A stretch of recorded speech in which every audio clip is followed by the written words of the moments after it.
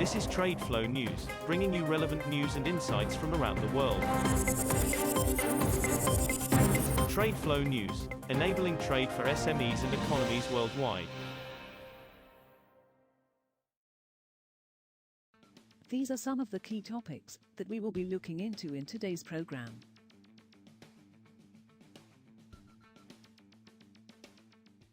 First, let's take a look at the overnight headlines which are impacting the commodity markets. Venezuela's oil exports rose slightly to some 921,000 barrels per day, BPD, in November, the third highest monthly average so far this year, as the country used more diluents to produce exportable grades, according to shipping data and documents. The OPEC producer is under increasing political pressure from the U.S., which has struck a score of alleged drug smuggling boats in the Caribbean and threatened to extend military operations to land targets in the South American country. A large fire last month at an oil upgrader that forced the shutdown of the facility is curtailing state company PDVSA's capacity to produce upgraded crude grades. Oil prices gained on Thursday after Ukrainian attacks on Russia's oil infrastructure signaled potential supply constraints, and stalled peace talks tempered expectations of a deal restoring Russian oil flows to global markets, though weak fundamentals kept gains limited. Brent crude rose 24 cents, or 0.38%, to $62.91 by 0349 GMT, while U.S. West Texas Intermediate rose 29 cents, or 0.49%, to $59.24. Ukraine hit the Druzhba oil pipeline in Russia's central Tambov region, a Ukrainian military intelligence source said on Wednesday, the fifth attack on the pipeline that sends Russian oil to Hungary and Slovakia. Moving on to the top news in the energy sector. U.S. crude and fuel inventories rose last week as refining activity picked up, the Energy Information Administration said on Wednesday. Crude inventories rose by 574,000 barrels to 427.5 million barrels in the week ended November 28, the AIA said, compared with analysts' expectations in a Reuters poll for an 821,000-barrel draw. Crude stocks at the Cushing, Oklahoma, delivery hub fell by 457,000 barrels in the week, the EIA said.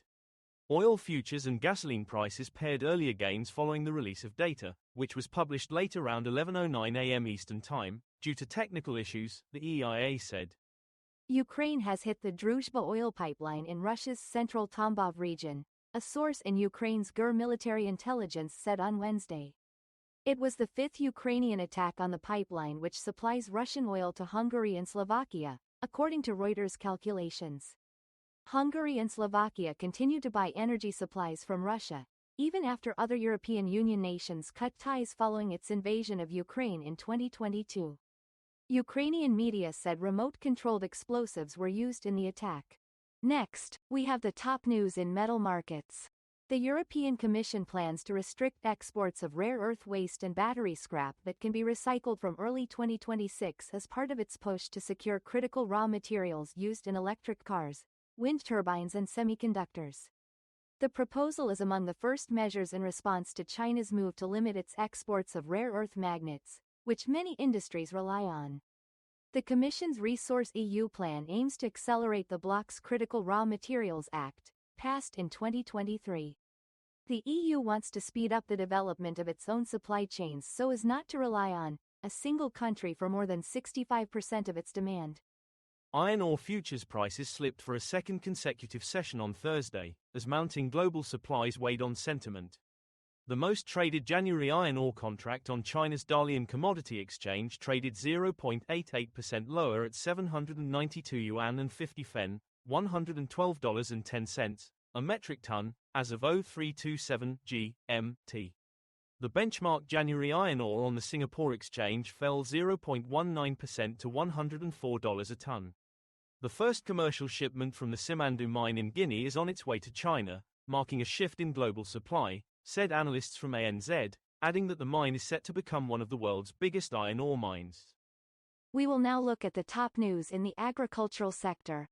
Chicago wheat and corn edged lower on Thursday, as concerns about a military escalation in the Black Sea grain export region eased, with ample global wheat supplies continuing to weigh on prices.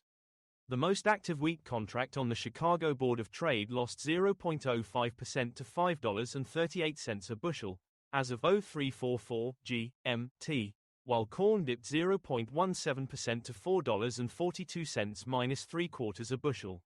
Fears of disruption to Black Sea grain shipments eased after a 5-hour Kremlin meeting between Russian President Vladimir Putin and US President Donald Trump's top envoys, even though no agreement was reached to end the war in Ukraine. That is all for today's news on commodity markets. Stay tuned to TradeFlow News as we continue to provide you with more updates. We also invite you to follow us on Twitter at TradeFlow News, which allows you to watch our program on your mobile device or desktop to receive information from there.